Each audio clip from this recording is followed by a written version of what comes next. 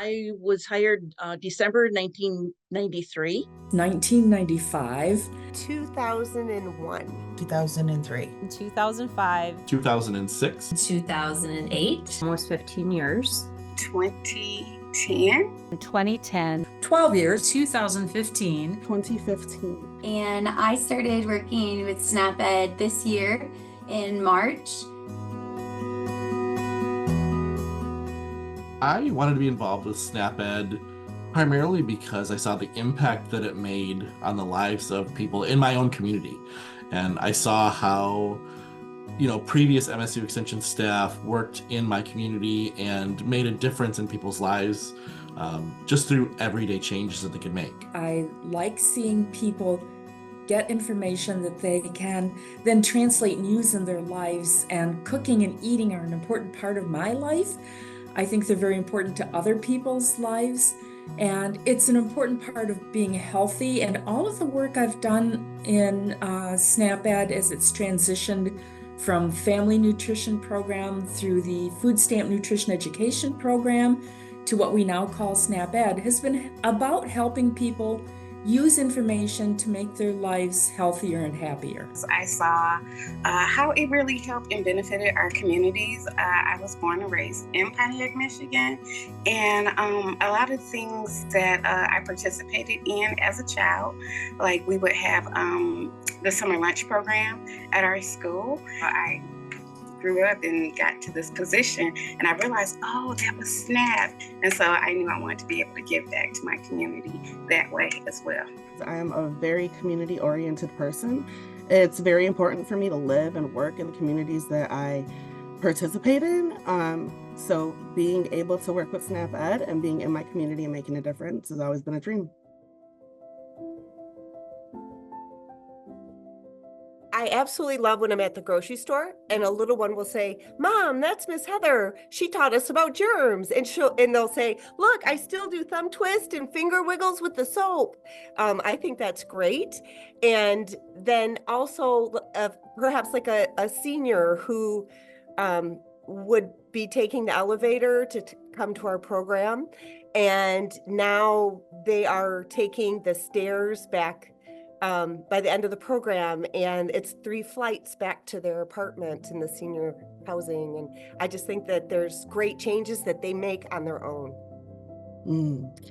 One of my favorite memories with SNAP-Ed is inadvertently teaching an entire family and only realizing once the kids were putting spinach on their English muffin pizzas.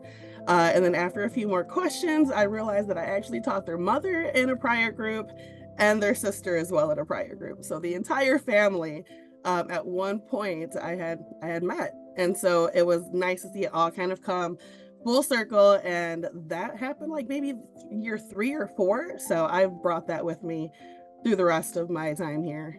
It was probably a little bit after the world opened up from the pandemic, and I went grocery shopping at Meijer, and the cashier was just smiling at me, and I was smiling at her, and she was like, "You don't remember me, Mrs. S." And I just looked and I was like, oh my gosh. I was like, "You were in my program, like 10 years ago." And she was like, "Yeah." She's like, "I have another kid and I'm married." And she was like, "And I'm still making, the recipes and everything that you taught me." And she was like, "And the best part is working here at Meijer that, she gets discounts." So she is one of the first person to always try like fresh fruits and vegetables. So that really just like touched my heart because, again, I didn't really know if I was making an impact. I didn't really know if they were listening to me, but the fact that she remembered that I was Miss S, and it just, again, made me believe in, what our mission is, what we're doing with SNAP-Ed, and how it truly does change lives. And now I know that she has 2 children who are probably not afraid, of trying new foods, because I helped her overcome that barrier a while ago. So one of my favorite memories was, it's been probably 15 years ago, and it was working with a mom who struggled really hard to do grocery shopping, and through the SNAP-Ed program, we worked with her to create a budget plan and to create a meal plan. And when we saw her later on at our county fair, she had been saving enough money that they went on their very first vacation that summer. And she wouldn't have been able to do that without some of the tips and tricks that we were able to teach her through the SNAP-Ed program. My strongest memory was from 2015 when we first learned about the lead poisoning in the Flint water. And the SNAP-Ed staff immediately jumped to respond to that issue. And so they immediately reached out and found out what resources were available, what resources needed to be developed, and did it. I mean, they found out that iron and calcium and vitamin C would block absorption of lead. And so they immediately either sought out resources that would give those types of recipes and that type of information, or they immediately developed those and began implementing those and helped a tremendous number of people in Flint be able to deal with that terrible crisis. I think everything has changed. When I first started in the program, we did home visits where we were able to go into homes of the audiences that we served and do one-on-one food resource management, cooking. When I first started, I was a home visitor, and we did this one-on-one with families right inside the home, inside the kitchen, inside the living room. So I live in a very rural area, and there's very limited resources for people. When I started, I was doing home visits, which transportation in our area is another big issue. So being involved under the SNAP-Ed funding gave me the ability to go out into the community and help people from their homes, eliminating a lot of the issues that we have in our area. When we first started out, it was helping people make do with what they had. It was nice that we could tailor the program to their needs, show them how to make healthy choices from the foods that they had, the resources that they had, and that there was always a way to stretch things. The food safety was a huge thing with a lot of the low-income families that they were lacking information on. I visited families' homes and got to know them on a personal level. Several years later, at the grocery store, I found a young mom that followed me around several aisles before she stopped and asked me if I was the lady that brought her books and taught her mom how to make dumplings. We made them on a master mix. This is the part of my work that keeps me excited for every new class. And then that evolved into group education. And so I was able to really see kind of the difference of how you could make a larger impact by working in groups. What's great about that is they get to hear each other and learn from each other, and that's the best part, and see their friends, and there's nothing better than that, to get that community involvement. It was a huge change for me to go into a group setting. Then I got to the point where I was having these huge groups with these huge waiting lists, which was great. But you couldn't accommodate it all. So I was clearly hitting a lot more people. My outreach was so far more than what I could have gotten just in home. And with success, they were coming for a reason. It's not like they were coming because it was just a waste of time. So it's been good changes. It was just that was a big leap for me to take that personal growth leap. So my very first Cooking Matters program, I had been pounding the pavement in the community, recruiting participants, talking to community partners. I was so excited about this Cooking Matters idea. And I think we had 16 people that registered for that class.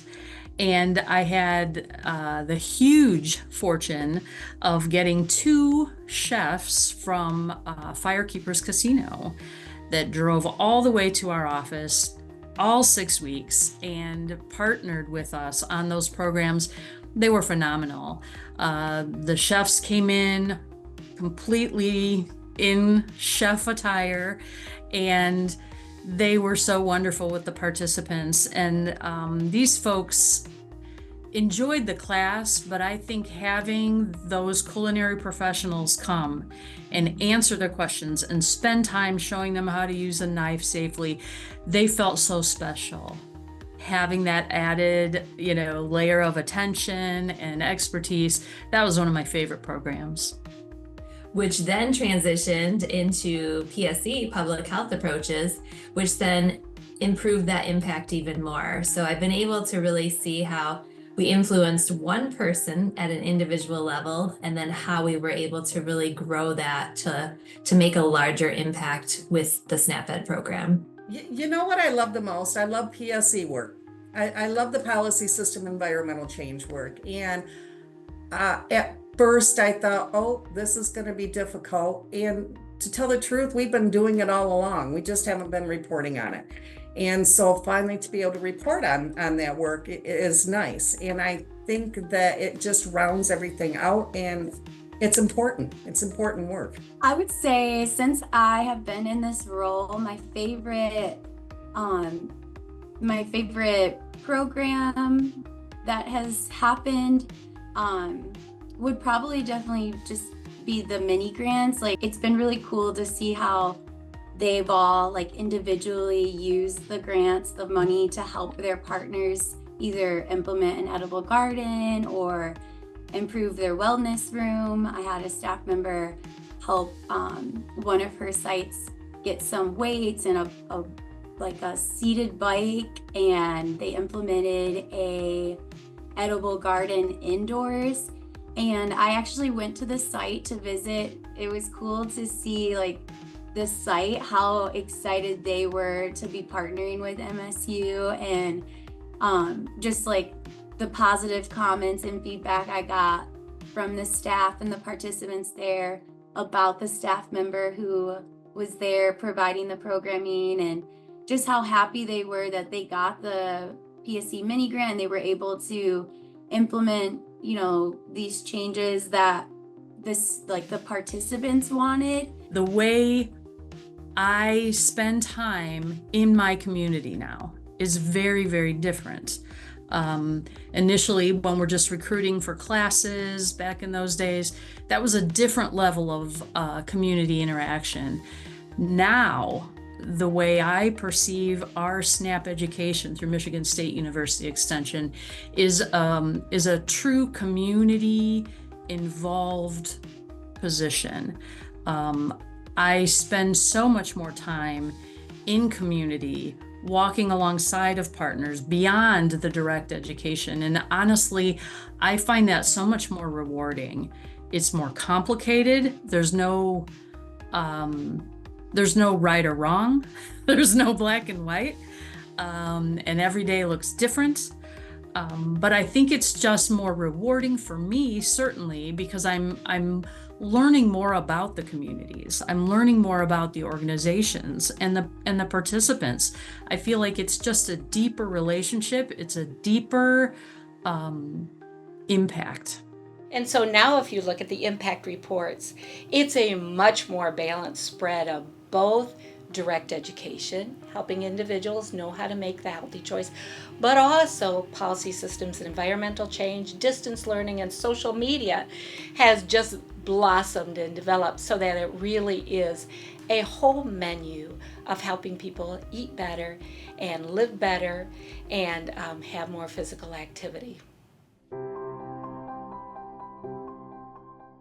I would say my career in SNAP-Ed has really been amazing as a result of working so closely with other SNAP-Ed colleagues. The one thing I like most about SNAP-Ed is that we make a difference, and just to know that I still want to do what I used to do 23 years later. It was just a very rewarding job for the, like I said, almost 27 years that I was involved. So I'm grateful for it. I'm grateful to reach a lot of people. One thing that I want everybody to know is you should be proud of the work that you have done over the last 30 years for SNAP-Ed. Whether you've been with the program for just a couple of months or several years, just know that you are part of this national effort to improve people's lives through making healthy choices. So really take that to heart and know that you do great work, and we're all proud of you. So excited to see what's going to come up in the next 30 years. And thank you and great job.